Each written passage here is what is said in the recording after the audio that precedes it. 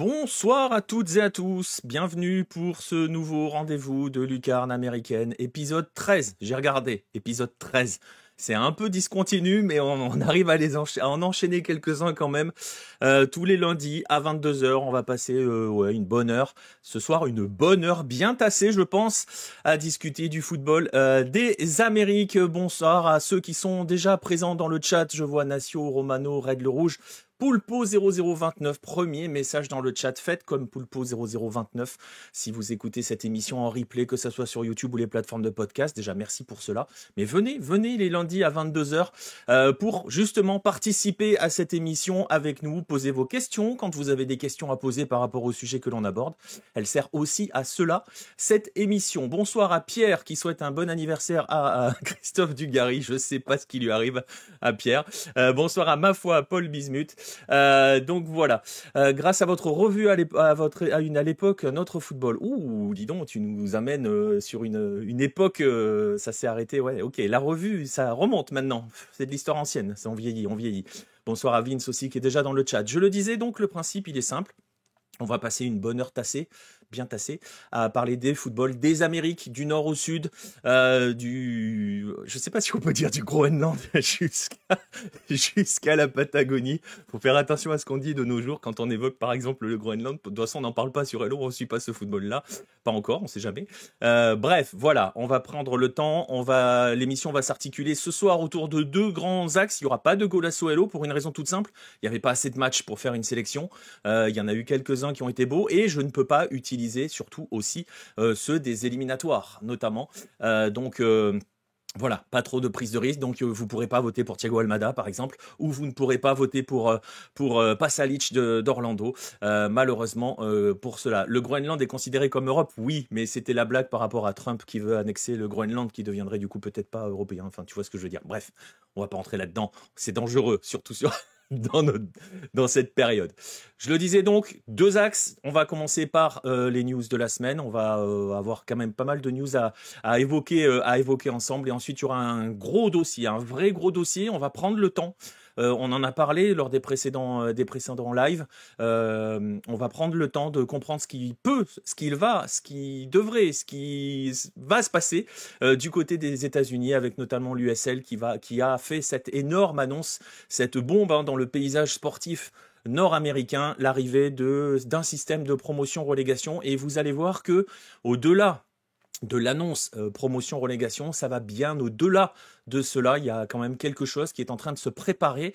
On en parlera tout à l'heure. Ça sera l'heure du dossier. Je salue Isanoé qui vient d'arriver aussi dans le chat. Je vois que tout le monde est prêt. Eh bien, vous savez quoi, on va pas perdre de temps parce que je le disais, on est bien chargé ce soir en termes d'infos. On va démarrer donc par les news de la semaine.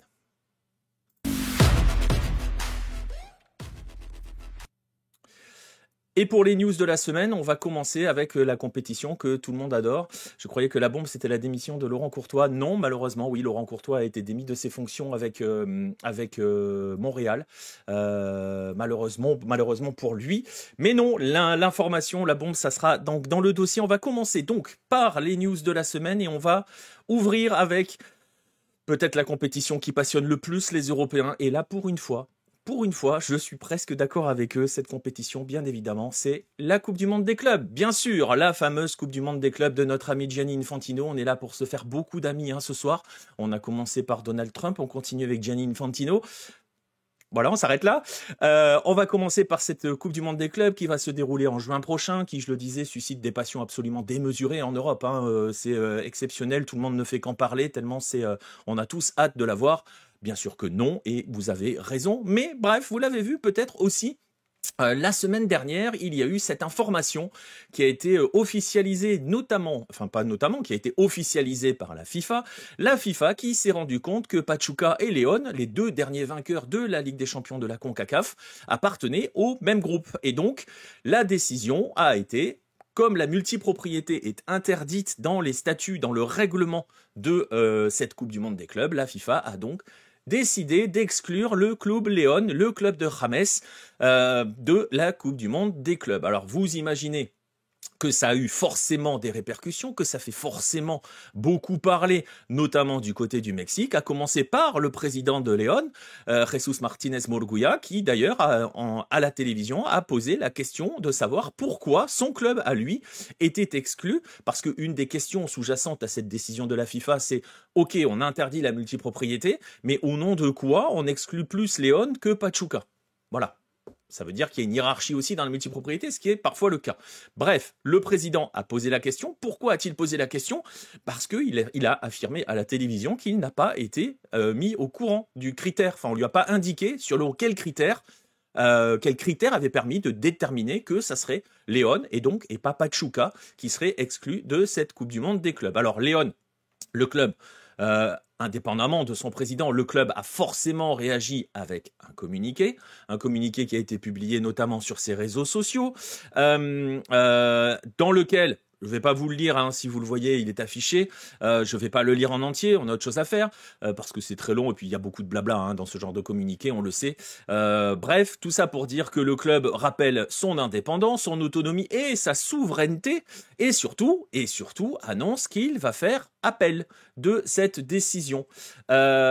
Étonnant quand on sait que Toulouse et Milan avaient le même propriétaire. Oui, mais alors attention, parce que c'est un argument qui a été utilisé, notez, tu fais bien de le dire Poulpo, parce que c'est un argument qui a été utilisé par certains, notamment certains médias, certains journalistes et certains suiveurs du football mexicain, qui ont aussi expliqué que par exemple Manchester City avait le droit de jouer la Ligue des Champions en même temps que Girone, mais la réponse, elle vous est donnée par Red dans le chat, la réponse c'est que là on est en train de parler d'une compétition régie par la FIFA. Il y a un règlement qui est clair, hein, d'ailleurs l'exclusion, l'article que j'ai montré, l'introduction de l'article, si vous déroulez dans l'article qui suit, ils expliquent selon quel article du règlement, c'est l'article 10, alinéa 4 je crois de mémoire, c'est le règlement de la FIFA. Les autres c'est l'UEFA, l'UEFA fait ce qu'elle veut. D'ailleurs elle a aménagé ses règles sur la multipropriété et en même temps, sinon sa Ligue des Champions elle la jouerait à 2.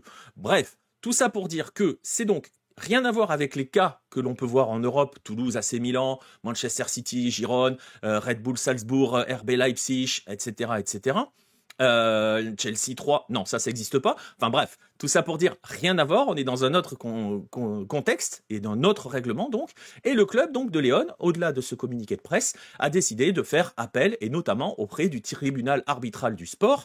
Ils ont même lancé d'ailleurs hein, sur leur réseau X notamment un hashtag InTAS We Trust. Dans le TAS, nous avons confiance en le TAS, tout simplement. Alors, chose importante, et j'en profite de la petite parenthèse pour saluer Guillaume qui est arrivé dans le chat, chose importante, et pas totalement négligeable hein, dans les paramètres à garder à l'esprit, hier, avant la finale de la Nations League qui opposait le Mexique à Panama, on va en parler dans un instant, le président de la CONCACAF a apporté clairement son soutien au club León, donc le président de la CONCACAF, au micro de TUDN, qui est un média mexicain, une chaîne mexicaine, a apporté son soutien, le soutien donc de la CONCACAF, de l'instance majeure du régissant le football d'Amérique du Nord, centrale et Caraïbes, pour le club León, et voilà. Et donc, il y a cette affaire qui va aller qui va continuer, il y a des procédures d'appel, il y a le TAS et tout. Et c'est pour cela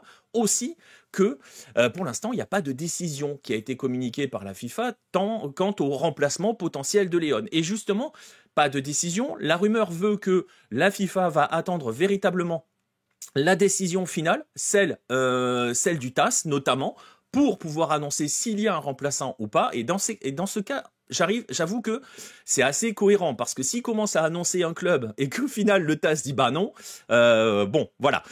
Sachez qu'il y a quand même des rumeurs. Alors, pour savoir qui sera le remplaçant, parce que forcément maintenant la grande question c'est de savoir qui va remplacer León si jamais l'appel n'aboutit pas. Et donc, c'est la course à la rumeur. Alors, on va commencer juste parce que, bon, c'est des choses que l'on a dit en live, mais on va les préciser aussi dans le cadre de ces news. Le spot est un spot de la CONCACAF. Donc, vous avez vu aussi des comptes Twitter, notamment, mais c'est pour des raisons d'engagement, on sait comment ça marche. Vous en avez vu certains qui colportent la rumeur que ça pourrait être un club européen qui récupérerait la place. Ce n'est pas possible puisque c'est une place pour la CONCACAF. Donc, ça sera forcément un club de la CONCACAF.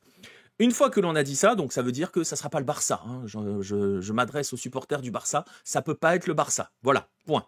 Ça, c'est un premier point. Et en plus, il y a une autre règle, et on va y venir, parce que le choix du remplaçant pose un autre problème.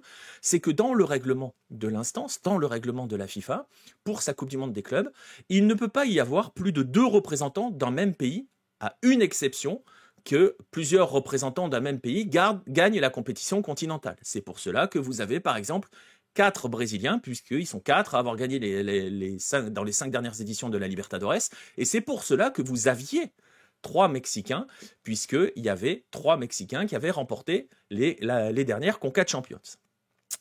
Donc, ça ne peut pas... Voilà, donc gardez cela à l'esprit, pas plus de 2 représentants par pays. Et donc ça pose un problème, parce que si l'on reste sur ces statuts-là, si l'on reste sur cette question-là de chercher le remplaçant, si vous avez bien compris, il y a déjà 2 Mexicains, hein, puisqu'il y a les Rayados et il y a Pachuca, donc, mais il y a aussi déjà 2 Américains, puisque il y a les Seattle Sounders et il y a l'Inter Miami qui avait été choisi par Gianni et sa bande pour représenter le pays hôte, les États-Unis. Donc, si vous lisez entre les lignes, le remplaçant, normalement, ne peut être ni mexicain, ni américain. Américain dans le sens USA, ou enfin on va dire MLS. On peut aller chercher au Canada, mais il n'y a pas d'élément. Bref, parce qu'on peut aller piocher ailleurs. Alors comment choisir le remplaçant? Forcément, ça s'agite un petit peu, et ça s'agite notamment du côté du Costa Rica, parce que du côté du Costa Rica, il y a une équipe qui s'appelle Alajuelense, qui est l'un des grands du championnat costaricain, avec Saprissa et Herediano notamment. Alajuelense a gagné la Coupe Centro-Américaine 2024, double vainqueur de cette compétition d'ailleurs, compétition qui qualifie à la Ligue des Champions de la CONCACAF. Et donc forcément, du côté des Costaricains, on s'est dit, pourquoi pas nous? Parce que nous, on a gagné une épreuve continentale. Alors, sur les papiers, pourquoi pas? Mais dans les faits, ça pose un autre problème, cette histoire-là. C'est que, je le disais à l'instant, la Coupe centro-américaine ne concerne que, d'où son nom, les équipes d'Amérique centrale et permet d'être qualificatif pour la Ligue des Champions de la CONCACAF. Il existe 2 autres épreuves continentales qui sont du même niveau en termes de hiérarchie que la Coupe centro-américaine, c'est la Coupe des Caraïbes, qui a été gagnée par les Jamaïcains de Cavaliers, qui ont été éliminés par l'Inter Miami en Conca Champions cette année, et la Leagues Cup, gagnée par le Columbus Crew en 2024. Donc, si l'on devait choisir une autre compétition continentale, il faudrait choisir entre ces 3-là. Donc, entre un représentant costaricain, jamaïcain, et pourquoi pas le Crew. L'autre possibilité, vous allez me dire, c'est de se dire, on va aller chercher celui qui a été battu par Léon en finale. Le LAFC, donc. Mais le problème, règle des 2 pays, LAFC américains. Et donc, une autre possibilité encore aurait été de remonter d'un cran. C'est-à-dire qu'on prend normalement sur les 5 dernières années, autant prendre l'année d'avant. L'année d'avant, c'est Tigres. Et Tigres, c'est mexicain. Et voilà, donc on est dans cette espèce d'imbroglio.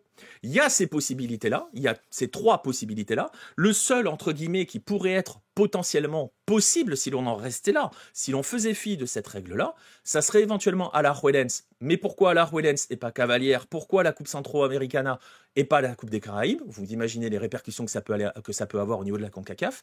Et donc, c'est un peu le bazar, c'est même beaucoup le bazar. La dernière rumeur serait que il y aurait la mise en place d'une sorte de play-off entre les vaincus, les 4 derniers vaincus de la Conca Champions, c'est-à-dire l'América, les Pumas, le LAFC et Columbus. On ferait donc fi de cette restriction des deux membres par pays dans la Coupe du Monde des clubs, en prétextant, en disant, c'est un représentant, entre guillemets, vainqueur de la Conca Champions. C'est un représentant de la Conca Champions, et pas des confédérations. C'est la rumeur, la dernière rumeur qui a été lancée, qu'il y aurait donc des playoffs organisés entre ces 4 équipes-là, l'América, les Pumas, le LAFC et Columbus. Ça reste une rumeur. Je rappelle que tout va se déterminer probablement après la décision du TAS. On ne sait pas encore quand elle va tomber. On sait que le TAS, c'est la justice. Elle a son temps à elle. Il y a encore le temps, c'est jusqu'au mois de juin. Mais juste pour garder en tête, l'enjeu qu'il y a là-dedans, oui, c'est un vrai bazar. C'est le gros bazar. L'enjeu qu'il y a dedans, il n'est pas anodin, puisque la FIFA a annoncé le prize pool de sa compétition, 1 milliard d'euros. Mais surtout, pour les 32 clubs, mais surtout, le simple fait de participer garantit 35 millions d'euros à chacun des participants. Vous imaginez que pour la plupart des représentants de cette région-là. 35 millions d'euros, c'est monstrueux et ça peut vous faire changer de dimension. C'est aussi pour cela que ça va être un vrai objet de débat, objet de tension. À voir comment cela se termine. Il est clair que la solution la plus simple, la solution la plus simple, c'est que Léon gagne son appel. Sinon, comme le dit Romano, ça va être le bazar. Il est limite on va en parler après, Pierre. L'Olympique de Marseille pourrait le faire si on le dit avec un accent espagnol. Tu peux essayer, mais ça ne marchera pas. Hello va en avoir de l'oseille. Alors si jamais on pouvait avoir un petit peu, je dis pas, mais voilà, c'est exactement ça, Wade. C'est une place à minimum 35 millions d'euros. On parle plus, comme tu le dis, aux alentours des 50 millions d'euros pour au final avec les points des par match, les primes, etc., etc. Donc forcément, ça peut complètement vous changer de dimension un club, surtout dans ces zones-là. Et c'est aussi pour cela que ça va attirer beaucoup de tension. Ça va entraîner, pardon, pas attirer, entraîner beaucoup de tension. Affaire à suivre. On attendra de voir la décision du TAS. Voilà, la Coupe du Monde des clubs, je vous le rappelle, c'est au mois de juin. Je ne suis pas convaincu qu'on y accorde un grand intérêt pour nous parce qu'il y aura une autre compétition pour nous au même moment. On va en parler dans un instant. On était sur les clubs, on était sur une compétition internationale. On va passer maintenant dans les news aux compétitions continentales et on va parler de la Nations League puisque Pierre en parlait dans le chat il y a un instant sur le péno du Mexique. On va parler justement de cette Nations League. Ça me fait penser que j'ai oublié de mettre l'image de la vidéo. Donc vous ne l'aurez pas. Je vais vous inviter à aller voir cela. Parce que effectivement, si l'Europe, elle, déterminait son Final Four cette semaine, ce week-end, l'Amérique du Nord, centrale et des Caraïbes, elle, avait sa phase finale de Nations League. Son Final Four, c'était sur cette session du mois de mars. La finale, c'était la nuit dernière et la finale de la nuit dernière a été remportée par le Mexique face à Panama, grâce à deux énormes erreurs de Panama, il faut le reconnaître. La première, une mauvaise appréciation d'Orlando Mosquera d'entrée de match sur un centre entre guillemets un petit peu anodin qui a permis à Raúl Jiménez d'ouvrir le score. Et la deuxième, malheureusement, j'ai oublié de mettre la vidéo. Je vous invite à aller la voir. Je mettrai le lien vers le résumé, comme ça vous verrez. La deuxième, c'est une main absolument lunaire de José Cordoba à la 89e minute qui a donné le penalty de la victoire au Mexique. Il n'y a absolument rien à dire sur le penalty, Pierre. Il est clairement, voilà, il n'y a pas eu de toute façon de contestation. Il n'y a absolument rien à dire sur le péno. Son bras est absolument pas en position naturelle. Il écarte le bras. Il n'y a aucune raison, surtout, de mettre le bras dans cette situation-là. Le centre est trop long, le centre va sortir. Et Panama, donc, peut s'en vouloir parce que dans le match, quand Panama a joué, Panama a fait très très peur au Mexique. Et a eu des vraies situations pour aller faire retourner cette rencontre. Mais donc, c'est donc le Mexique qui décroche la Nations League. C'est sa toute première, puisque l'on rappelle que les précédentes avaient toutes été remportées par les États-Unis. Toute première victoire pour le Mexique. On va quand même noter deux choses importantes pour le Mexique. Trois choses importantes pour le Mexique grâce à cette victoire. La première, c'est que ça va apporter du calme autour d'une sélection qui est sous tension depuis plusieurs mois, voire quelques années. Panne de résultats, panne de confiance, même s'ils ont gagné la Gold Cup déjà face à Panama, mais panne de résultats de manière générale, des sélectionneurs qui sautent et qui changent, peut-être un peu de calme. Deux choses supplémentaires. La première, c'est, et ça, on peut être que heureux de cela, c'est la renaissance de Raúl Jiménez que l'on a retrouvé sur cette compétition, 4 buts dans le Final Four, 2 en demi, 2 en finale. Donc voilà, ils ont retrouvé Raúl Jiménez parce qu'on l'avait un petit peu perdu quand même, il faut pas se mentir, à voir si ça perdure. Et la deuxième, c'est une confirmation, celle que le Mexique a probablement l'un des meilleurs gardiens de la zone avec Luis Malagón, auteur encore d'un match absolument exceptionnel. Je le disais, je vois le message de Wade, Raúl c'est meilleur que Santi. Il y a la grande question qui agite le Mexique de savoir si on doit encore aligner les deux ou pas. Tu l'as forcément vu toi, Red, qui suit le football mexicain, les fameux débats avec certaines qui préféreraient voir Quiñones à côté de Raúl. Bon, bref, ils ont quand même deux attaquants normalement. Un qui est dans une très bonne dynamique en club, qui peine un peu en sélection, même s'il se crée des situations. Il s'en est créé une très très belle hier dans le match, notamment. Et un qui est en train de revenir. Je vois le message de Wade, la Coupe du Monde des clubs en journée sur la côte est des États-Unis, la Gold Cup le soir sur la côte ouest, le tout en même temps. Exactement, on va en parler dans un instant. Et c'est aussi pour cela qu'ils ont décidé de mettre l'un sur une côte, l'autre sur l'autre, pour qu'il n'y ait pas de de congestion en termes de mouvement de foule et de compétition aussi en même temps, mais les États-Unis permettent de faire ça aussi. Je le disais, premier titre, donc première Nations League pour le Mexique, et pourtant, la Ligue 1 avait pris position, messieurs, dames, et c'est peut-être pour cela. La Ligue 1 avait pris position en faveur de Panama. Vous avez probablement vu les tweets de la Ligue 1, si vous les suivez, hein, sur les réseaux sociaux, sur X notamment. La Ligue 1 en espagnol qui a ajouté que qui a mis une photo d'Amir Murillo avec la Ligue 1. Dans la victoire comme dans la défaite, on est toujours à tes côtés, Panama. L'OM en a fait de même d'ailleurs. Hein, regardez, voilà. Hein, donc l'OM est supporter de Panama. Hein, l'OM espagnol est supporter de Panama, c'est bien connu. Et quand même, la Ligue 1, le compte espagnol de la Ligue a publié une photo pour féliciter les amis mexicains de leur titre. Notez quand même que grâce à la Ligue 1 en espagnol, André-Pierre Gignac est devenu 100% mexicain. Voilà, on dirait que le gars est décédé, c'est un peu ça. L'OM est supporter de River et Racing aussi maintenant. Ils sont supporters d'absolument tout le monde, comme ça ils sont sûrs à peu près de gagner. Mais voilà, dernier tweet donc de la Ligue 1 en espagnol qui félicite le Mexique avec une photo notamment d'André-Pierre Gignac. C'est remarquable, bravo à eux. Bref, je le disais, parce que dans cette histoire-là, dans cette histoire de CONCACAF Nations League, jusqu'ici, le titre était réservé aux États-Unis, qui avaient gagné les 3 premières éditions. Ça s'est très mal terminé pour les USA de Mauricio Pochettino, puisque les USA ont été vaincus par le Canada, notamment avec un superbe but de Jonathan David, 2-1 pour le Canada, qui prend la 3e place de la Nations League. Les USA terminent 4e, termine cette session donc avec 2 défaites, une face à Panama, une face au Canada. Ça commence à grogner, ça commence à serrer un petit peu. Il y a eu quand même d'énormes failles défensives dans le match. C'est vraiment la chose qui... il y a plusieurs éléments dans le débat qui agitent les suiveurs du foot de la Team USA. La défense, le problème du gardien, Matt Turner qui ne joue pas, c'est un problème, et le problème de leadership notamment en attaque, et l'un des hommes qui est visé particulièrement, vous vous en doutez, c'est Christian Pulisic, qui est particulièrement la cible, à savoir le fameux débat que l'on connaît parfois en France aussi, avec un certain joueur du Real Madrid, leader technique, mais pas leader humain ou spirituel, c'est le mot. Bref, tout ça pour dire que ça chauffe un petit peu, alors pas de danger normalement pour Pochettino, ça devrait aller. Il y a la Gold Cup qui va arriver, on va en parler dans un instant. Lui, il s'est voulu rassurant, il demande aux fans de ne pas être pessimistes. Je le disais, ça grogne. Il y a eu notamment des réactions de Landon Donovan, ancien très grand joueur de la sélection. Et je vais vous lire ce qu'il a dit parce que c'est assez drôle. Enfin, assez drôle, non, c'est assez cash. J'en ai marre d'entendre à quel point ce groupe de joueurs est talentueux et tous les clubs extraordinaires pour lesquels ils jouent. Si vous ne vous présentez pas et vous ne vous souciez pas de jouer pour votre équipe nationale, déclinez l'invitation. Le talent, c'est bien. La fierté, c'est mieux. Voilà l'ambiance autour de la sélection. Forcément sont visés les Pulisic, les Weah, les McKennie notamment, qui jouent dans des grands clubs européens, mais dont les performances en sélection sont quand même un petit peu en dessous. Ça vacille, quelques positions sont menacées, devant, au milieu, en attaque. Il y a encore une équipe à construire.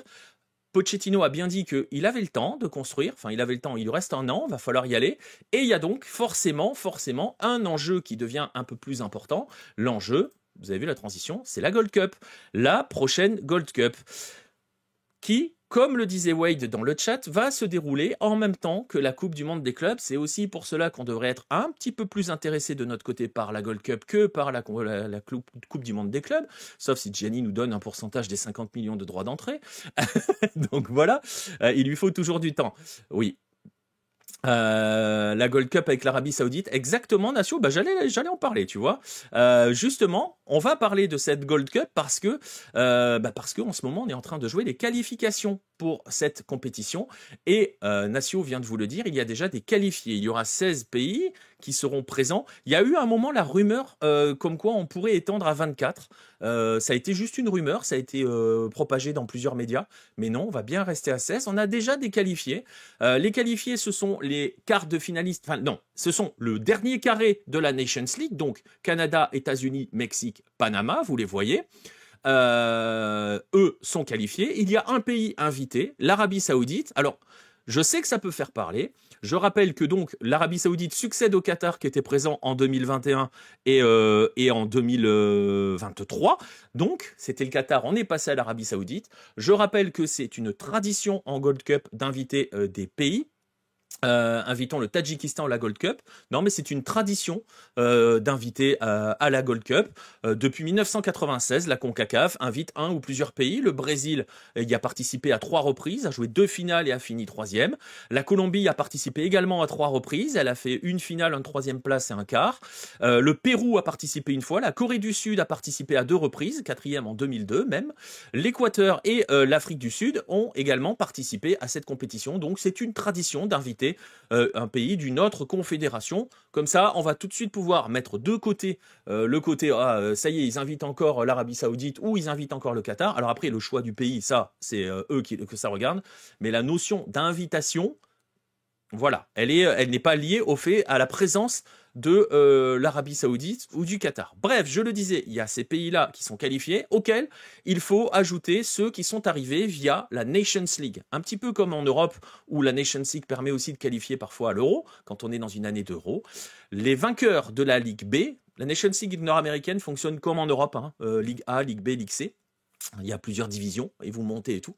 Mais les vainqueurs des groupes de la Ligue B se sont qualifiés pour la Gold Cup. Ces vainqueurs de groupe sont Curaçao, la République dominicaine, le Salvador et Haïti. Vous avez donc toute cette brochette de qualifiés. Vous en comptez donc, si vous avez bien vite compté, 9. Il en manque 7. Et effectivement, le Costa Rica n'est pas encore qualifié. Le Costa Rica n'est pas qualifié parce qu'il passe donc par des barrages. Les barragistes, ce sont les 4 perdants des quarts de finale de la Nations League. Le Costa Rica en fait partie, notamment, puisqu'il avait été éliminé par Panama, qui ensuite a battu les États-Unis avant de perdre en finale. Donc le Costa Rica en faisait partie de ces éliminés. Les autres sont la Jamaïque, le Suriname et le Honduras. Et ils ont rejoint donc les autres membres qui arrivent, eux, via les groupes, la phase de groupe, on va dire, de la Nations League. On avait donc les barrages allés qui se sont déroulés ce week-end. Les barrages retour ont lieu dans la nuit de mardi à mercredi. Voici les affiches et les premiers scores. Il n'y a pas eu de grande surprise. On va tout de suite enterrer toute notion de suspense. Vous voyez notamment que le Costa Rica s'est imposé 7-0 au Belize, et donc pas au Brésil, au Belize, c'est pas pareil, et devrait donc être tranquillement qualifié pour la Gold Cup. Et en fait, pour vous donner une petite explication, c'est assez simple sur la façon dont ont été choisies les affiches pour ces barrages. On a pris tous les qualifiés. On en a 14 donc, parce qu'il y a 7 matchs aller-retour. On a pris les 14 qualifiés, on les a classés en fonction de leur ranking, de leur coefficient dans la confédération. Et ensuite, il n'y a pas eu de tirage. Le premier joue le 14e, le deuxième le 13e, et ainsi de suite en match aller-retour. Donc, je le disais, le Costa Rica s'est promené face au Belize 7-0. Le Honduras s'est fait quelques frayeurs, mais s'est imposé je vous invite à voir le résumé du match, parce que vous allez voir, les conditions étaient dantesques.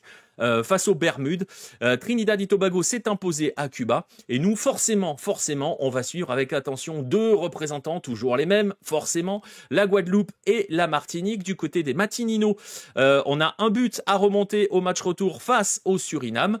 C'est pas incommensurable, mais il va falloir le remonter, ce but-là. Je suis en train de me dire que je ne le vois pas sur cet écran. Est-ce que je l'ai ? Ah oui, si, ça y est, je le vois. Pardon, je cherchais un drapeau et que je n'ai pas trouvé. Bref, la Martinique a un but de retard à remonter, à inverser. Et du côté des Guadaboys, ça va être un petit peu plus compliqué. Il y a eu victoire au match aller, but de Florian David, 1-0. Mais match retour, et ce but, il va falloir aller le défendre face au Nicaragua. Je rappelle que si vous voulez suivre ces matchs retour, c'est possible, c'est gratuit, c'est légal, c'est sur le YouTube de la Confédération, le YouTube de la CONCACAF. Tous les matchs sont disponibles et donc sont faciles à suivre. Ça sera dans la nuit de mardi à mercredi.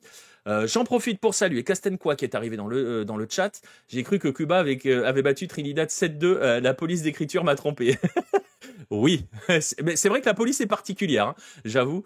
Si la Jamaïque ne bat pas Saint-Vincent et les Grenadines, c'est une surprise. Oui, bon, la Jamaïque a fait match nul là-bas, elle va gagner au retour, il n'y a pas de souci. Oui, ils égalisent sur pénaux, mais bon, on sait à quel point c'est compliqué de se déplacer sur différents stades. Ça devrait le faire quand même pour la Jamaïque. peut-être que j'ai déclenché l'effet Hello. Réponse dans la nuit de mardi à mercredi. Mais c'est vrai que effectivement le choix de la police est pas le meilleur. Tu peux comparer le 1 et le 7 puisque le Costa Rica t'aide à cela grâce à sa victoire 7-0. Voilà pour tout ce qui est Nations League, Gold Cup en Amérique du Nord. On faisait un petit point sur ces résultats-là, parce que aussi, j'ai pas eu forcément le temps d'écrire pour faire les résumés sur Halo, et c'est aussi à cela que sert Lucarne américaine, et comme ça, on peut en discuter ensemble. On va s'intéresser à une autre compétition continentale qui agite le continent en ce moment. Ce sont les éliminatoires pour la Coupe du Monde 2026, les éliminatoires sud-américains avec le programme à venir. On va en parler dans un instant. Ces fameux éliminatoires sud-américains qui vont voir bientôt la Colombie être éliminée. La bise à Pierre. On va en parler dans un instant. Bon, on va en parler même tout de suite. On va faire un petit point. Vous avez peut-être suivi à nos côtés ces deux premières sessions du mois de mars. La prochaine session, c'est aussi dans la nuit de mardi à mercredi. D'ailleurs, j'en profite, je vous donne tout de suite rendez-vous. On se fera une watch party habituelle. Rendez-vous vers minuit 50, puisque on va suivre les matchs qui jouent à 1h du matin. Je vais vous montrer d'ailleurs le programme de ces rencontres. Ce sont les horaires locales, mais je vais vous les donner sur les heures françaises. 21h, Bolivie, Uruguay, mardi soir. Sachez que, j'ai pas été vérifié, mais je pense que c'est toujours le cas parce que c'est FIFA Plus qui a les droits pour la Bolivie. Ce match-là, qui va se jouer à 4000 mètres, à El Alto, la Bolivie joue toujours maintenant à El Alto, face à un Uruguay qui n'a gagné qu'un seul de ses 7 derniers matchs d'éliminatoire quand même. Attention à tonton Bielsa, et qui a été battu par l'Argentine vendredi soir, enfin dans la nuit de vendredi à samedi. La Bolivie, ça devrait être sur FIFA Plus, généralement à 21h. Et ensuite, on a un multiplex à 1h du matin avec la Colombie qui accueille le Paraguay, l'équipe en forme du moment. Paraguay, c'est simple, c'est victoire à domicile, des matchs nuls à l'extérieur. Donc vous pouvez déjà mettre une pièce sur le match nul entre la Colombie et le Paraguay. Sachez que la Colombie va donc continuer de plonger pour finir par être éliminée, d'après Pierre Gerbeau. Le Venezuela accueille le Pérou, l'Argentine accueille le Brésil, forcément le grand classico dont tout le monde parle. Il faut dire que les Brésiliens ont quand même commencé à allumer, notamment Rafinha, bon courage à lui. Sachez qu'il y a une rumeur qui court comme quoi la réponse argentine et la réponse de l'AFA aux déclarations notamment de Rafinha, serait qu'il y ait représentation de la Coupe du Monde 2022 en avant-match. Voilà, histoire de rappeler au Brésil qui sont les champions du monde, histoire de mettre un petit peu l'ambiance avant le match. Rafinha est très chaud, il va falloir faire très attention. Salut à Nostromo qui est dans le chat. J'espère que McLaren ne va pas faire avec la Jamaïque un remake de Angleterre-Croatie 2007. Bah écoute, on verra bien, c'est le grand débat. Et donc, Argentine, pour revenir au sud, Argentine-Brésil à 1h du matin. Et l'autre gros match, c'est Chili-Équateur. Bien sûr, ça va se chauffer pour un 0-0 tout pourri. Évidemment, Vince qui essaye de conjurer le sort et de déclencher un effet Halo qui nous permettrait d'avoir le match le plus spectaculaire des éliminatoires. Je vous fais un petit point sur le classement. On en a parlé lors des lives, mais on va faire un petit point sur le classement avant la 14e journée, puisque c'est la 14e journée, ce qui veut dire que il restera 12 points à prendre ensuite à l'issue de cette journée-là. Vous voyez que l'Argentine, officiellement, mathématiquement, l'Argentine n'est pas encore qualifiée. Pourquoi ? Parce qu'elle a 15 points d'avance sur la Bolivie. Vous allez me dire que 15 points d'avance quand il reste 5 matchs, ça se remonte. Oui, donc il faut que l'Argentine fasse 0 points jusqu'au bout, que la Bolivie fasse 5 victoires sur les 5 derniers matchs et surtout que la Bolivie remonte un déficit de 31 buts sur l'Argentine. Donc, on va le dire que officiellement l'Argentine n'est pas encore à la Coupe du Monde. Elle peut définitivement composter son billet face au Brésil. Vous notez que ça rajoute un enjeu supplémentaire. Et vous voyez que donc, en gros, et c'est ce que l'on disait, et c'est ce qu'il faut véritablement garder à l'esprit, il y a 2 blocs dans ces éliminatoires. Il y a les 6 premiers, où ça devrait franchement pas forcément beaucoup trop bouger. Surtout vu les calendriers, puisqu'on va affronter les plus petits et parfois on va les recevoir. L'Équateur est deuxième avec 22 points. Je rappelle que l'Équateur a 3 points de pénalité dans ses éliminatoires. Le Brésil troisième avec 21. Uruguay et Paraguay ont 20 points. La Colombie en a 19. Ces 6 équipes-là, normalement, sauf cataclysme atomique, elles iront à la Coupe du Monde. Et le deuxième bloc qui va être important à suivre, c'est le bloc pour cette place en orange, cette place pour le repêchage. qui est pour l'instant propriété de la Bolivie, vous le voyez avec 13 points, devant le Venezuela 12 points, le Pérou 10 points et le Chili 9 points. Vous avez bien compris, il y a 4 points d'écart entre la Bolivie et le Chili, sachant qu'il y a un Bolivie-Chili en approche. Donc il y a notamment, vous mesurez aussi l'enjeu de ce Chili-Équateur, qui est l'une des dernières chances du Chili. J'en profite pour rappeler la petite phrase d'Arturo Vidal en avant-match, quelques jours forcément avant le match, qui consiste à dire que la réception de l'Équateur, c'est vraiment le match que le Chili ne doit pas perdre, parce qu'une fois qu'il faut gagner pour espérer se qualifier, puisque ensuite il joue l'Argentine et ça sera forcément plus facile. La bise à Arturo Vidal, qui est lui aussi dans le club des Rafinha, à savoir, ça parle beaucoup avant le match, attention quand même à ce qui peut se passer derrière. Oui, c'est exactement ça, Red, c'est pas encore complet. Ça vient d'où les 3 points de pénalité côté équatorien, me demande Man. Ça vient de l'affaire Byron Castillo, avant la Coupe du Monde 2022. Je ne sais pas si tu te souviens. Ils avaient un joueur, Castillo, donc, pour qui il a été reconnu qu'il avait un faux certificat de naissance, qu'il n'est pas équatorien, mais qu'il est colombien. Et donc, la sanction que cela a entraîné, il y avait eu à l'époque, on en avait parlé, les rumeurs comme quoi ça pourrait peut-être potentiellement exclure l'Équateur, etc., etc. Il y en avait qui attendaient, basés derrière, là, les Péruviens notamment, attendaient, Péruviens, Chiliens et compagnie, tout le monde attendait un petit peu. Bref, Byron Castillo, la sanction a été que l'Équateur a été sanctionné de 3 points, voilà, au démarrage de ces éliminatoires. Bref, tout ça pour dire que donc il y a ces 2 blocs-là. Vous mesurez aussi par rapport au programme l'immense importance de ce Venezuela-Pérou. Notamment, je vous laisse faire vos pronostics pour savoir qui va prendre la place de barragiste. Je vous donne donc rendez-vous demain, dans la nuit de mardi à mercredi, vers minuit 50 pour la soirée. On devrait être avec Vince, on devrait être avec Pierre. Il faudra venir pour soutenir Pierre en vue de la future élimination de la Colombie. Donc soyez présents. Ça fait perdre de sens ces sélections d'outre-mer qui ne sont pas officielles, pas membres de la FIFA.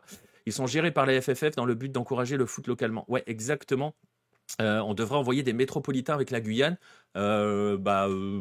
Tu envoies des joueurs qui jouent en métropole quand même aussi. Mais bon, voilà, qui jouent à différents niveaux en métropole. Mais c'est vrai que c'est toujours un statut un petit peu entre les deux pour ces pays-là. Depuis la dernière Copa América, la Colombie et l'Uruguay, c'est assez délicat. Ça ne gagne plus. Ça ne gagne plus beaucoup. Bref, tout ça pour dire, donc, et on va conclure les news là-dessus.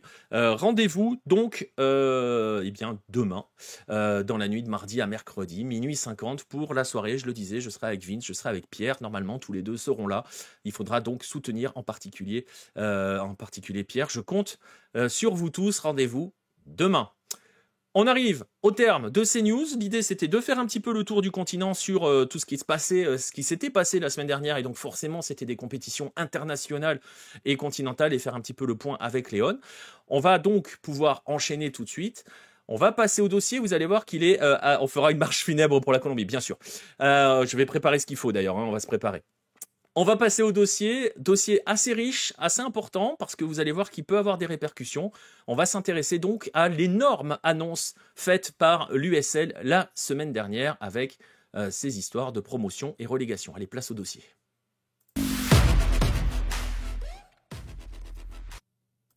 Parce que je le disais, donc, la semaine dernière, l'USL a fait une annonce qui fait un petit peu l'effet d'une bombe dans le microcosme du football nord-américain, et qui a évidemment trouvé son écho international. On a vu des médias, même des médias français, répercuter cette nouvelle-là.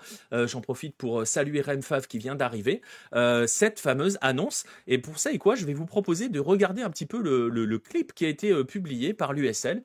Ça est en anglais, ça dure 30 secondes. Franchement, vous n'avez pas besoin d'être bilingue pour comprendre ce qui se passe. Je vous propose de le regarder. Chiesa, here's Edward Chiesa! Is he the hero again?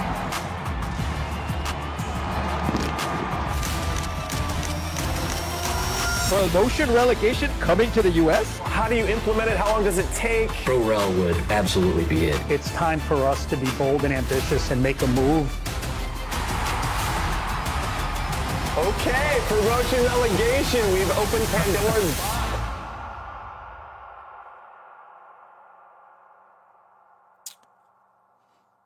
Un nouveau chapitre s'ouvre, la promotion, relégation, oui, c'est la grosse annonce, vous l'avez compris, même si vous parlez pas anglais, l'USL a décidé d'adopter le système de promotion et en relégation. C'est une véritable révolution. Alors ça, c'est l'info brute. On peut le dire véritablement que c'est une véritable révolution parce que c'est la promotion-relégation que l'on connaît tous. On a grandi là-dedans, on est habitué à cela avec nos différentes ligues. La promotion-relégation n'existe pas dans le sport nord-américain aux USA, quelles que soient les ligues, quels que soient les sports, ce système n'existe pas. C'est en cela une révolution. Alors, voilà l'effet, comment dirais-je, l'information brute. L'information, voilà, on a envoyé entre guillemets l'annonce, l'amorce, l'effet d'annonce. C'est un nouveau chapitre, comme ils le disent. On va quand même essayer maintenant d'entrer un petit peu dans le détail. Vous savez, si vous êtes des habitués de Lucarne Opposée, si vous ne l'êtes pas, vous allez comprendre assez vite. On va essayer d'entrer un petit peu plus dans le détail et d'analyser plus finement les répercussions et de bien expliquer tout cela. Je vais en profiter aussi pour expliquer un petit peu comment fonctionne le football aux USA et vous allez pouvoir aussi mesurer ce qui est en jeu avec cette annonce-là. La révolution en Amérique, nous dit Rodolphe. Ouais, exactement. Alors, on va commencer par le commencement. Tout simplement, vous le savez ou pas, il y a 2 grandes ligues professionnelles aux États-Unis. Il y a la Major League Soccer, la MLS, que vous connaissez, que vous suivez probablement, j'espère, avec nous. Et il y a l'USL pour United Soccer League. Ces 2 acronymes-là, vous devez en être familier. Pour le retenir, ce sont les 2 grandes ligues professionnelles américaines. Je vais entrer un petit peu dans le détail parce que voilà, vous n'êtes peut-être pas forcément au courant de tout cela. On va donc bien expliquer, c'est aussi un peu l'idée. N'ayez pas peur, ça va aller, on va expliquer ça tranquillement. Donc, ce sont les 2 grandes ligues qui gèrent le football aux États-Unis. La Major League Soccer, on en parle régulièrement avec ses 30 franchises, c'est là où évolue Lionel Messi, etc., etc. L'USL, donc, c'est une autre organisation qui gère à la fois le football professionnel, je le disais, mais qui gère aussi un football amateur. Je vais y revenir dans un instant. En gros, si on doit résumer un petit peu ce qu'il se passe dans le paysage aux États-Unis, c'est un petit peu comme si vous aviez 2 LFP qui sont différentes. Vous aviez la LFP qui a sa Ligue 1, sa Ligue 2, et sa Ligue 1 et sa Ligue 2, et vous aviez une autre ligue professionnelle, trouvez-lui un nom, vous pouvez vous amuser à lui trouver un nom d'ailleurs, qui gérerait aussi d'autres championnats professionnels. D'ailleurs, et c'est pour cela que c'est important. Attends, mais la MLS, c'est pas une ligue amateur ? Non. Ça dépend pour qui, tu vois ce que je veux dire. Bref. Tout ça pour dire que l'USL, je le disais, la MLS, une seule ligue, 30 franchises. L'USL, c'est différent parce que l'USL, elle a des divisions chez les hommes. Je vais pas entrer dans le détail du football féminin, du football en salle, du football chez les jeunes. Je vais rester juste chez le football senior masculin. L'USL a 3 divisions. Donc, le Championship, qui est son élite, concrètement, qui en 2025 va compter 24 équipes et fonctionne peu ou prou comme la MLS, phase régulière play-off. Et ça, de toute façon, c'est valable pour tous. Phase régulière play-off, c'est une signature commune à l'organisation du sport aux États-Unis. Donc, tout ça pour dire, vous avez une première division qui s'appelle le Championship. Vous avez une deuxième division qui s'appelle la League One. C'est un petit peu perturbant, mais c'est un petit peu comme comme en Angleterre d'ailleurs. La League One qui, elle, a pour objectif de placer des équipes un petit peu dans des marchés qui sont pas les marchés principaux. Donc, entre guillemets, on va dire des plus petits marchés qui comptent 14 équipes. Et vous avez la League 2 qui est un petit peu plus une ligue de développement où on va trouver un petit peu des jeunes et des joueurs qui aspirent à décrocher des contrats professionnels. Cette League 2... elle est semi-professionnelle, donc il y a aussi des clubs amateurs au sein de cette ligue-là. Et pour vous donner une idée de son importance en termes de nombre, il y a 128 équipes en 2024 qui sont réparties en 4 conférences de 18 divisions. 128 équipes en Ligue 2. Des pros, des semi-pros, des amateurs, un petit peu tout mélangé. C'est entre guillemets une espèce de ligue de développement. Au Mexique, on appellerait ça la Liga de Expansión, la bise aux Mexicains. Bref, donc vous le voyez, il y a un maillage très différent et il y a un maillage beaucoup plus important pour l'USL par rapport à la MLS. Je vais vous montrer ça sur une carte pour que vous compreniez un petit peu. Voici les franchises de MLS et de l'autre programme qui est le programme des jeunes qui s'appelle MLS Pro Next. Vous avez l'ensemble des franchises et leur couverture sur le territoire. Je vous mettrai un lien dans la description si vous regardez en replay et si vous écoutez la version podcast, il y aura un lien vers cette carte qui est une carte interactive de l'ensemble des clubs de football aux États-Unis. Vous verrez que c'est monstrueux parce que là, j'ai fait le choix de n'afficher que la MLS. Vous voyez ce maillage territorial et vous voyez le maillage que représente l'USL et l'importance que représente l'USL en termes de nombre de clubs et de couverture. Vous voyez qu'il y a des territoires où la MLS est totalement absente et où il y a de l'USL qui est présente. Je vous mettrai un lien vers ces cartes interactives. Vous pourrez vous amuser. Vous verrez qu'il y a du football absolument partout. Donc voilà. Purée, moi qui pensais que l'USL c'était comme la Ligue 2 en France, eh bien tu vas voir, Ban, c'est important. Et il est très bon ton commentaire. Il est pas idiot, très clairement. De toute façon, on dira jamais qu'un commentaire est idiot. Mais surtout, il est hyper important parce qu'il y a une confusion des genres qui a été créée. Pourquoi je vais y revenir dans un instant. Donc, vous comprenez ce que je viens de vous expliquer. Le maillage territorial. Il y a des passerelles entre MLS et USL, je vais y revenir dans un instant, mais ce qu'il faut garder à l'esprit, c'est que donc il y a deux grandes organisations qui gèrent le football professionnel aux États-Unis. Et donc, par rapport à ton message, justement, la pyramide du football américain, la voici. Il y a d'autres ligues que j'ai mis là-dessus, n'y prêtez pas attention. Regardez que MLS, USL, donc il y a 4 logos à regarder. Dans la pyramide actuelle du football aux États-Unis, la MLS, c'est l'élite, c'est considéré comme la première division. Et c'est pour ça que ton commentaire était intéressant, l'USL Championship, donc la première division du USL, le plus haut niveau du USL, est considéré comme la deuxième division aux États-Unis.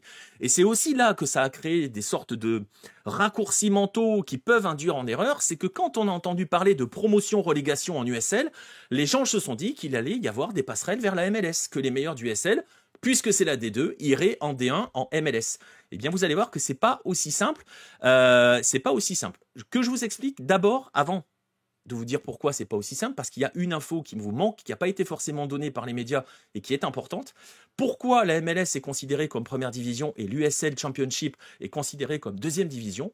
Sachez qu'aux États-Unis, il y a une charte, un cahier des charges qui est fixé par la fédération américaine pour déterminer le niveau de dans la pyramide d'une compétition si vous souhaitez créer une compétition professionnelle et ou amateur. Ce cahier des charges, je mettrai le lien aussi, vous verrez, bon il est en anglais, il faut lire l'anglais. Je ne vais pas vous donner tout l'ensemble des éléments de ce cahier des charges. Il y a ce que l'on appelle des Professional League Standards, donc là c'est si vous voulez créer une grille, une ligue professionnelle, pardon. Je vous mettrai le lien. Il y a quelques points qu'il faut garder à l'esprit si vous voulez être à la hauteur de la MLS et donc considéré comme une première division par la fédération américaine. Il faut que vous ayez au minimum 12 équipes l'année de la création de votre ligue, 14 à la 3e année d'existence de votre ligue. Ça, c'est un premier point qui n'est pas trop dur à avoir. Le deuxième, c'est qu'il faut que vous ayez des équipes qui soient situées sur 3 faisceaux, sur 3 fuseaux horaires, à l'Est, au centre et au Pacifique. Il faut que 3/4 des équipes soient basées dans des zones métropolitaines d'au moins 1 million d'habitants. Et c'est là où le bas blesse un petit peu du côté de l'USL. Je dois avoir normalement, voilà, ici, un élément pour vous montrer que c'est pas forcément le cas de tous les clubs d'USL pour l'instant. Il y a d'autres critères, Gardez en tête son million d'habitants dans la zone métropolitaine de la ville et aussi et surtout posséder un stade d'une capacité d'au moins 15 000 spectateurs. Je rentre pas dans le groupe des propriétaires, le nombre d'argent qu'il doit avoir, etc., etc. Pour vous donner une idée, et vous le voyez sur ce tableau, pour l'instant, il n'y a vraiment que 3 clubs qui remplissent l'ensemble de ces critères et qui évoluent en USL Championship. C'est Birmingham Legion, Miami FC et Auckland Roots. Louisville n'est pas trop loin. Alors, vous voyez, c'est 4 clubs, pardon. C'est pas 3, c'est 4 parce que Louisville n'est pas très loin. Et Auckland Roots, qui n'y est pas dans ce tableau, vous allez me dire, mais attends, Auckland, ils ont un stade de 5000. Non, parce que Auckland, depuis cette saison, joue au Coliseum. Tout simplement, joue dans un plus grand stade. Et pour vous donner une idée, le week-end dernier, Auckland a fait sauter le record d'affluence du club pour son match du USL Championship. 26 575 spectateurs ont assisté à ce match-là. Un match donc d'entre guillemets de deuxième division, du deuxième niveau de la pyramide américaine. Ça vous permet aussi de mesurer certaines autres choses, si vous voyez ce que je veux dire. Bref, donc, c'est pour cela, à cause de ce cahier des charges, sympa l'écusson du club, l'écusson est incroyable, le maillot est incroyable. Voilà, je dis juste ça comme ça. Un jour, on s'amusera, on fera peut-être on fera peut-être un petit peu cela. On s'amusera à regarder les maillots d'USL parce qu'il y a des trucs absolument incroyables en USL. Et Auckland Roots joue justement. Ils reprennent le logo d'Auckland, hein, tout simplement, hein, de la ville d'Auckland sur les panneaux. Enfin bon, bref. On fera ça peut-être un jour. Ça peut être intéressant. Bref, tout ça pour dire que c'est pour ces raisons-là que donc l'USL Championship, qui n'a pas ces 12 équipes-là, qui lui permettent d'être considérées comme en première division. Ça, c'est le contexte. Le décor général, tout ce qu'il faut garder en tête, et vous avez donc cette annonce de la première de la promotion relégation. Il vous manque une information parce que évidemment cette histoire de promotion relégation, ça a fait l'affaire d'une bombe, mais elle arrive un mois après une autre annonce faite par l'USL, la création d'une division pour l'instant qui s'appelle Division 1. Elle va changer de nom, hein, c'est un nom temporaire, mais une division qui aspire à être une division du premier étage de la pyramide, c'est-à-dire de même niveau que la MLS, tout simplement. Telle est l'ambition de l'USL, et c'est dans ce contexte-là qu'intervient la promotion-relégation. Ce qui veut dire que avec cette division 1, et c'est l'info qui manque dans beaucoup de médias, ils veulent concurrencer la MLS, on va en parler de tout cela. Mais si la MLS et l'USL sont deux ligues différentes, pourquoi la MLS est au sommet de la pyramide? Je viens de l'expliquer, Red. Parce qu'il y a un cahier des charges pour être considéré comme une première division et qui est fixé par la fédération. Pour l'instant, l'USL ne le remplit pas avec le Championship, mais l'USL, donc, entend le remplir avec cette future Division 1. Ce qui veut dire que à partir de 2027, voici comment va être organisée l'USL. L'USL aura une division 1 équivalent en termes de niveau sur la pyramide avec la MLS, sa division 1. Le Championship deviendra sa division 2. La troisième division sera la Ligue 1 et le semi-amateur, le pré-professionnel comme il l'appelle, sera la Ligue 2. Vous reconnaissez un petit peu le modèle anglais, hein? Première Ligue, Championship, Ligue 1, Ligue 2. C'est exactement cela. Et l'idée, c'est donc de créer une division de niveau de la MLS et de mettre en place ce système de promotion-relégation entre ces 3, voire ces 4 divisions, tout simplement. Donc, l'idée, entre guillemets, concurrencer la MLS, c'est de créer une autre ligue avec aussi une infusion, l'infusion de ce qui se fait chez nous, ou c'est ce qui fait traditionnellement un petit peu partout dans le monde, avec ce système de mérite, de promotion et de relégation. Et donc, voilà, telle est l'histoire. Et tel est l'élément qui était important dans cette histoire à garder à l'esprit. Promotion-relégation ne veut pas dire que les meilleures équipes du USL iront en MLS et les plus mauvaises de MLS iront en USL. Non, ça se passera au niveau de la pyramide de l'USL. On va y revenir dans un instant. Vous comprenez donc que la stratégie, c'est de ne pas chercher à faire une autre MLS, puisqu'il y a une autre philosophie qui est instillée là-dedans, avec cette promotion-relégation. Elle est donc de proposer aux fans de foot, aux fans hardcore, une pyramide professionnelle avec une élite, avec l'idée de lui faire disputer des compétitions continentales basées sur un modèle qui est utilisé partout dans le monde, à quelques exceptions, la bise à la Liga MX et la bise à la A-League australienne par exemple. Ce système avec la promotion-relégation. Alors, sachez que, et c'est important parce que vous allez me dire, oui mais promotion-relégation, c'est pas la culture américaine, les fans de les fans de sport américains, c'est pas leur truc. Eh bien, regardez. C'est quand même un vieux serpent de mer, la promotion-relégation aux États-Unis. Et je vais vous montrer quelque chose. Je vais vous montrer ceci. Ce document-là, je ne vais pas vous le lire, il est en anglais, je ne vais pas vous le lire. C'est un courrier qui est signé par Warner Fricker, qui est président de la Fédération américaine. Vous le voyez à l'écran. Et c'est un document qui est le préambule d'un plus grand document qui vise à donner des axes de développement pour le football aux États-Unis. Et c'est une lettre un document qui a été adressé aux autres membres du Conseil national. Je lis pas tout. Dedans, il évoque 3 périodes pour le développement et en fin de courrier, on peut lire, ce document traitera donc principalement de 3 axes, le développement d'une équipe nationale hautement compétitive dans un avenir proche, un système de développement à plusieurs niveaux pour permettre à l'équipe nationale d'être compétitive tout au long des années venant, je donne pas les années, c'est écrit, mais bon, et le développement d'une structure de championnat professionnel sophistiquée comprenant 3 divisions dans un système de promotion-relégation. C'est exactement ce que l'on vient de voir avec l'USL. Il y a un élément important si vous avez de bons yeux, si vous regardez un petit peu tout cela. C'est en haut à droite de ce document, je vais vous le zoomer, c'est la date. Ça date du 30 juillet 1988, cette histoire-là. Et donc vous voyez que cette notion de promotion-relégation, c'est véritablement un serpent de mer dans le paysage footballistique nord-américain. C'est quelque chose qui est très présent. 88, on est 4 ans après la disparition de la NASL, on est 8 ans avant la première saison de MLS quand même. Donc ça fait 37 ans que cette histoire existe, ces projets de promotion-relégation ont été suggérés.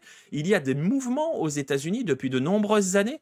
On appelle ça le mouvement ProRel, Promotion Relegation, très actif sur les réseaux sociaux, très actif sur Internet, pas que sur les réseaux sociaux. Il y a de nombreux sites web qui poussent justement pour la promotion-relégation, forcément en MLS puisque c'est la division majeure, jusqu'ici. Sachez qu'il y a des enquêtes qui ont été menées. En 2016, le Deloitte avait mené un audit justement sur la promotion-relégation auprès des supporters de la MLS et 8 fans sur 9 de MLS à l'époque se déclaraient pour. Bon, l'enquête était faite sur un panel d'environ 1000 personnes, mais 8 fans de MLS sur 9 étaient pour l'introduction de la promotion-relégation. En 2019, il y a eu un sondage qui a été mené auprès des joueurs de MLS par ESPN et vous voyez la réponse. Est-ce que vous voudriez, à la question, est-ce que vous voudriez voir un système de promotion-relégation en MLS? 64% des joueurs avaient déclaré qu'ils étaient pour. Voilà. Donc c'est quelque chose qui est très très présent. 30 juillet 88, j'étais pas né. Non, mais c'est quelque chose qui est très très vieux, très très présent. C'est un serpent de mer, hein, vraiment. Et donc la MLS ne l'a jamais mis en place. Et là, l'USL est en train de le faire. Et pourquoi l'USL le fait? Parce qu'on touche aussi à un autre élément important. Et cet élément, il va falloir l'avoir à l'esprit parce que on pourrait s'en servir aussi pour la Coupe du Monde des clubs. Pour vous expliquer un petit peu une autre différence entre la MLS et l'USL, il est dans le fonctionnement même de ces deux entités, de ces deux ligues professionnelles. La MLS, c'est en quelque sorte, heureusement qu'il y a encore des jeunes à Hello. Ouais. La MLS, c'est en quelque sorte une ligue que l'on appelle à entité unique. Ça veut dire quoi? Ça veut dire que c'est une structure commerciale qui a été choisie pour assurer notamment la stabilité de la ligue. Rappelez-vous que en 84, la NASL a été totalement à mis fin et le football professionnel aux États-Unis a pris fin parce qu'il y a eu des dérives totalement folles au niveau économique, hein, avec des modèles économiques qui ne tenaient pas. On en a déjà beaucoup parlé. Mais la MLS, donc, a été mise en place avec cette structure de ligue à entité unique. La MLS, c'est une structure commerciale. Et cette structure commerciale fait que, en quelque sorte, si on se plaçait dans un contexte un petit peu européen, ou même français, ou voire européen, on peut considérer que les clubs de MLS ne sont pas des clubs au sens traditionnel du terme. Alors vous allez me dire, oui, c'est des franchises. D'accord, mais non, parce que les franchises NBA sont plus des clubs que les clubs de MLS. Ce que je veux dire par là, c'est que, en termes juridiques, les clubs de MLS, ce sont des sociétés juridiques qui sont placés dans des marchés et qui gèrent les activités quotidiennes et payent les salaires. Mais les propriétaires des équipes sont tous co-investisseurs de la Ligue, ils payent un droit d'entrée, ils sont co-investisseurs de la Ligue, et ils ont juste un droit exclusif d'exploitation d'une équipe sur un marché donné, décidé par la Ligue. Et donc la conséquence, on en a déjà parlé aussi, c'est que les contrats des joueurs de MLS n'appartiennent pas au club, mais à la Ligue. Si on était mexicain, si on était supporter de Léon, et d'ailleurs c'est le cas, hein, je le dis, mais il y en a qui commencent à le dire, cela veut dire en quelque sorte que l'Inter Miami et les Seattle Sounders appartiennent au même groupe nommé MLS. Voilà, ça veut dire qu'il y a de la multipropriété en MLS, tout simplement que tous les clubs sont une grande et vaste multipropriété. La différence, c'est que, donc, ça c'est la MLS, et la différence, c'est que vous l'avez bien compris, l'USL, c'est différent. C'est des franchises, oui, mais c'est des franchises selon le modèle NFL ou NBA. Elle n'est pas une entité unique, elle, l'USL. Elle dispose d'une gouvernance, elle gouverne, mais elle gouverne, organise et régit les compétitions, mais les franchises et les clubs font ce qu'ils veulent. Les contrats sont signés avec les équipes individuelles. Tout simplement. Donc, chacun fait ce qu'il veut. Et là, on n'est plus sur l'esprit d'un club ou d'une franchise propre. Tout le monde est indépendant. Dans chacun des cas, ça c'est un point commun, dans chacun des cas, que vous soyez en MLS ou en USL, si vous voulez rejoindre, il y a un droit d'entrée, il faut payer, hein, forcément, il y a un cahier des charges, mais il y a un droit d'entrée qui est très élevé, hein, en MLS. San Diego, par exemple, c'est 1,5 milliard, hein, qu'ils ont payé, c'est 500 millions de dollars, le droit d'entrée pour arriver en MLS pour pouvoir y entrer. Mais vous comprenez que donc le développement de l'USL est différent. Est-ce qu'il y a un salary cap en USL? C'est une très très bonne question. Je ne sais pas si l'USL est le futur. Carnage, on va en parler dans un instant.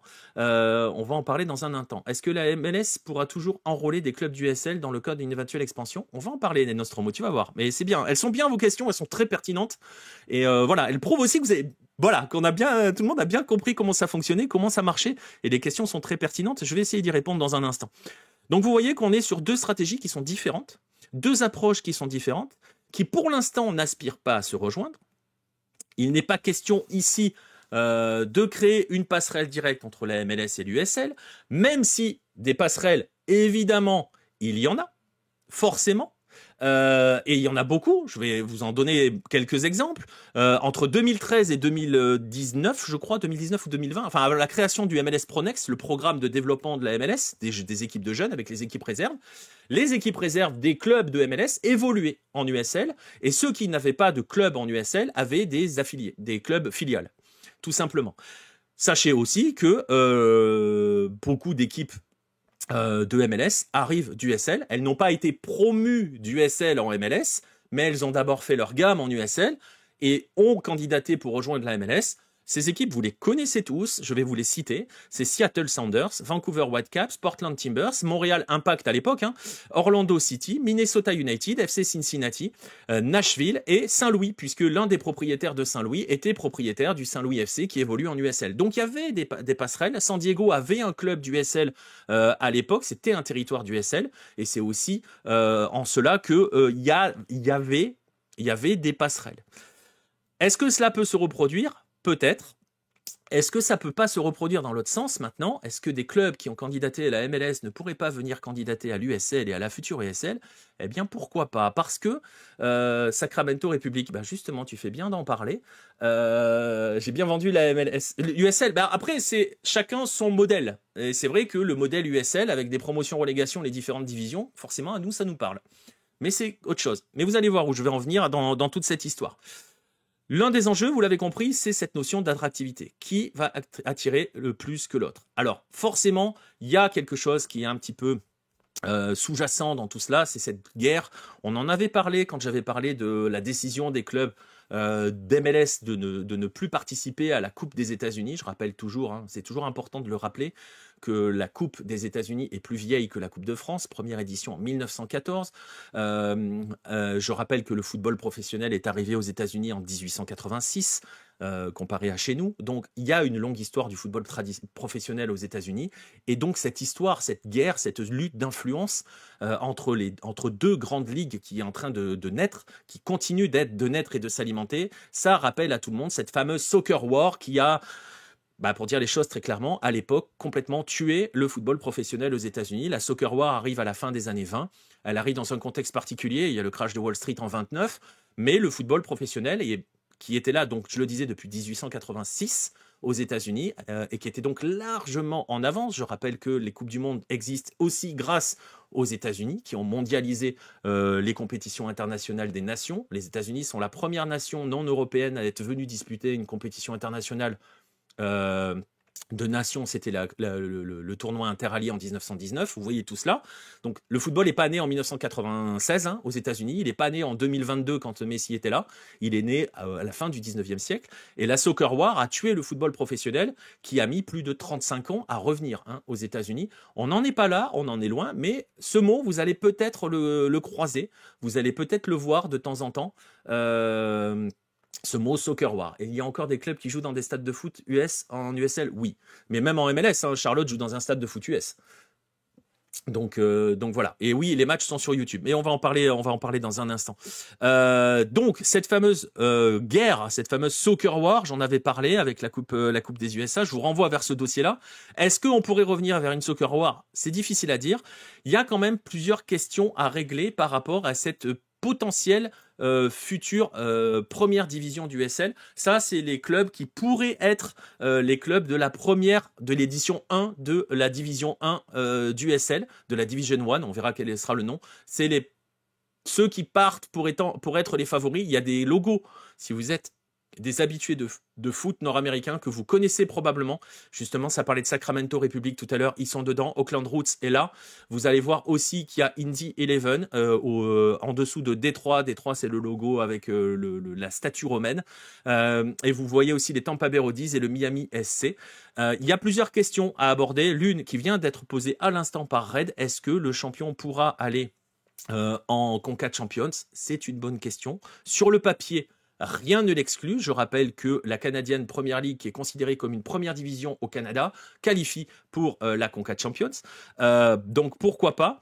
La grande question, c'est surtout donc de savoir qui et comment entrer dans les clous de ce que je parlais, de ce cahier des charges de la Professional League Standards fixé par la Fédé. Je le disais, il y a 3 ou 4 équipes qui pour l'instant remplissent ces conditions-là. Mais attention quand même, vous voyez quand même certaines équipes là, vous voyez dans quelle ville elles sont, vous voyez Tampa Bay, les Rowdies, vous voyez Indianapolis, vous voyez Détroit, vous voyez Sacramento, vous voyez aussi les Las Vegas Light qui sont juste à gauche sur l'image à côté d'Auckland Roots, qui est le logo un peu étrange. Las Vegas, c'est à peu près 2 millions. Dans toutes ces franchises-là, dans tous ces clubs-là, il y a eu aussi des candidatures pour rejoindre la MLS, candidatures qui ont été refusées. On peut ajouter le Phoenix Rising, que vous voyez aussi sur cette image. Beaucoup de villes et de très grandes villes n'ont pas encore d'équipe MLS. Raleigh, Pittsburgh, Milwaukee, San Antonio, entre autres. Donc, aurait la place pour développer cela. Certains, je le disais, ont tenté leur chance à MLS. On peut aussi tout à fait imaginer que le prix d'entrée dans la future USL Division 1 ne sera pas d'un demi-milliard de dollars et donc sera fixé plus bas. Il y aura forcément l'obligation d'avoir un stade de plus de 15 000 places. Ça ne devrait pas être très compliqué finalement d'accueillir des franchises pour lancer la saison 1. Ça peut être très attractif, ça peut aller très vite, mais il y a une autre question sous-jacente à cela, et je ne l'ai pas vu passer. Cette question, c'est avec promotion-relégation, comment rester dans les standards du cahier des charges? Parce qu'imaginez un club de 3e division qui vit dans un stade, dans une petite ville. Je disais par exemple que la 2e division du SL est une division pour les petits marchés, pour les villes, les plus petites villes. Imaginez une ville avec moins d'1 million d'habitants, avec une équipe qui joue dans un stade de, disons, 5000 places, qui est en 3e division, qui monte en 2e division et qui se retrouve en 1re division. Comment est-ce qu'on va fonctionner par rapport au cahier des charges? Est-ce qu'on va fixer ce critère-là? Exactement, Wade, un Luznak américain pourra-t-il jouer dans la 1re division de la pyramide de la future USL? C'est une vraie question. Sachez quand même, et c'est important quand même de le garder à l'esprit, que la fédération n'est pas insensible à cette création, à cette nouvelle 1re division qui viendrait à la même hauteur que la MLS. Elle n'y est clairement pas insensible. Elle a été interrogée par le Guardian notamment, qui la cite et qui dit, la fédération dit « Nous nous réjouissons de l'innovation et de la croissance dans le paysage du football américain et nous sommes impatients d'en savoir plus. » Je vous rappelle qu'on est dans un contexte où la fédération est en conflit avec la MLS par rapport à l'US Open Cup, qui est un objet de toute tension. Je vous renvoie donc vers cet ancien dossier. Est-ce qu'on peut dire que la prochaine 1re division, et ça c'est une question qui a été posée dans le chat, est-ce que l'objectif c'est de concurrencer la MLS? Est-ce qu'on va se retrouver avec une guerre et tous les deux vont se battre? Est-ce qu'on va revoir un nouveau chapitre à la Soccer War qui avait tué le football pro comme je le disais? On ne sait pas, mais il y a aussi une autre possibilité qui peut être envisagée. Imaginez un champion MLS contre champion ESL pour devenir super champion des USA. Tu sais que t'es pas très loin, j'ai l'impression que t'as lu mon déroulé, toi. Parce qu'en fait, tout ça pourquoi? Parce que pourquoi pas ces deux ligues ne pourraient-elles pas fusionner? Alors vous me dites, mais c'est bizarre, non, c'est pas possible si elles se font la guerre. Je vais vous rappeler quelques éléments. Le baseball a vu la National League créée en 1876 fusionner avec l'American League créée en 1901 pour former la Major League Baseball en 1903. La National Football League, créée en 1920, a fusionné avec l'American Football League, avec qui elle s'est mise sur la tronche dans les années 60. Et elles ont fini par arrêter de se faire la guerre pour fusionner en 1966. C'est la NFL actuelle.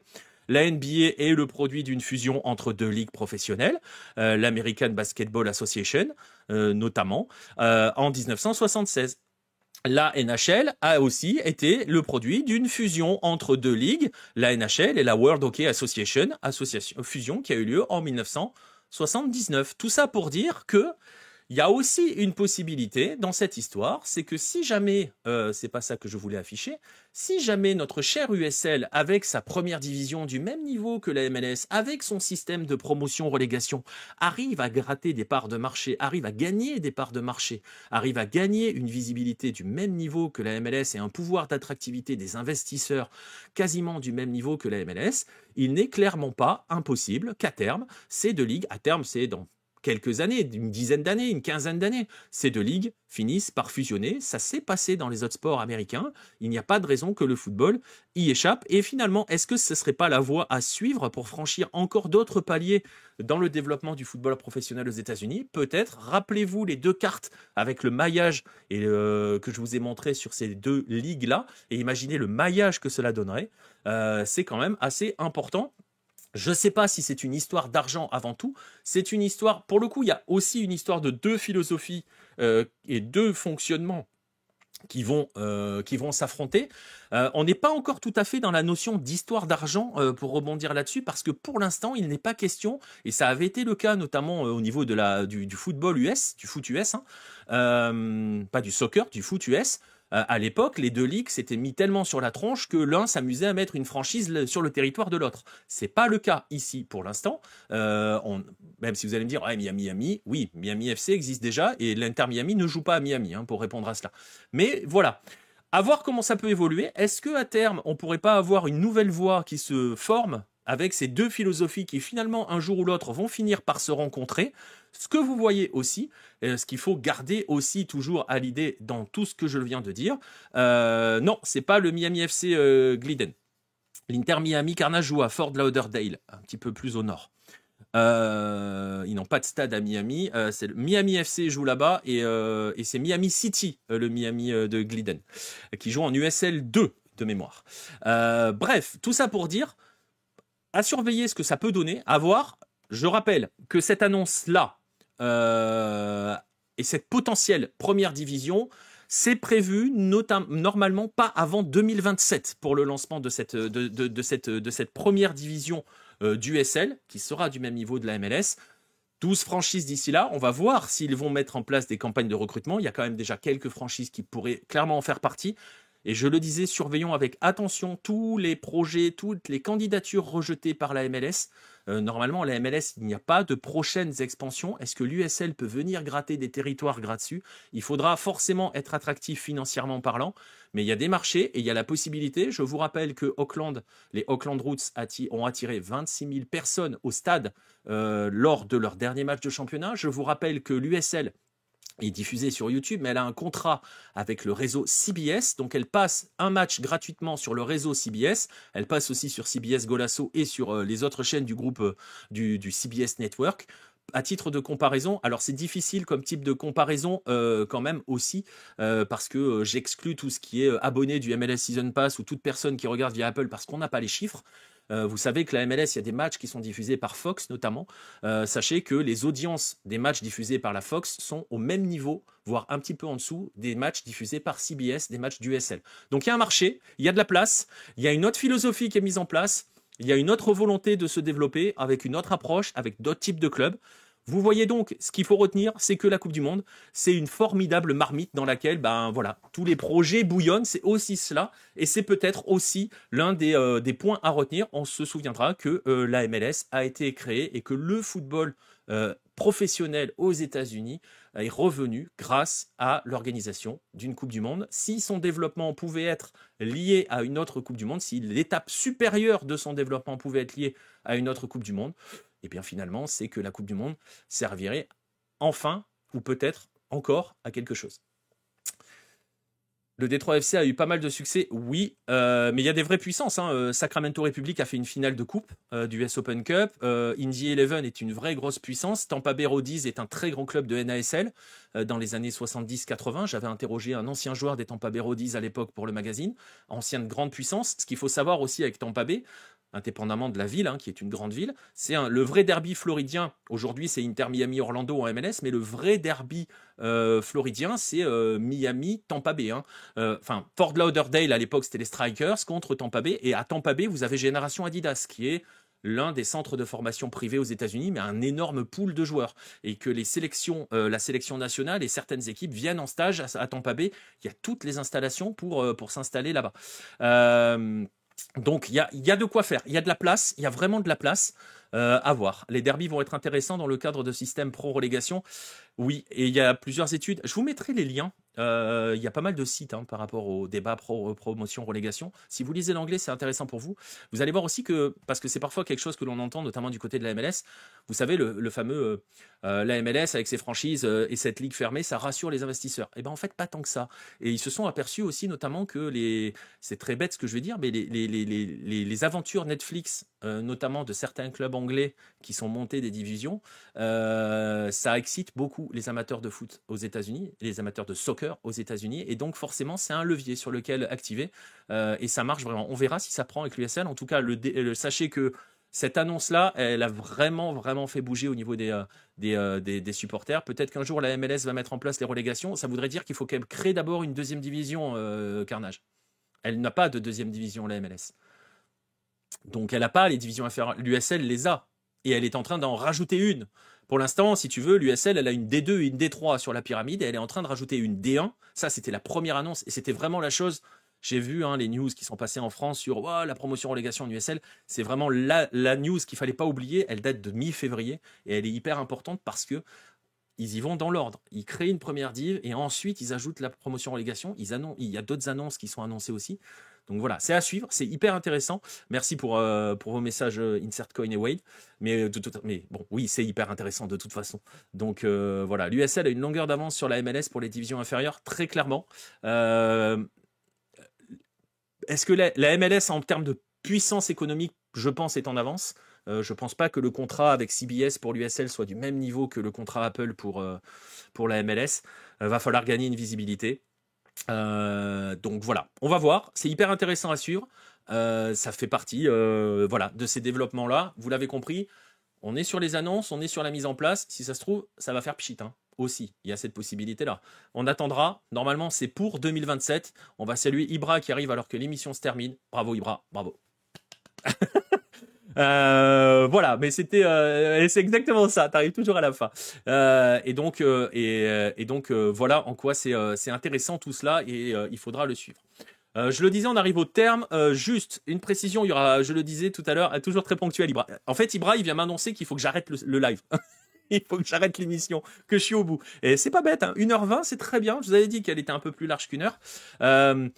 Pas de Golaswelo cette semaine parce que pas assez de buts. Je vous invite à aller voir le but de Pasalic pour Orlando, qui aurait forcément fait partie de la sélection. Il y a aussi le but de Thiago Almada, mais je le disais en introduction, on peut pas.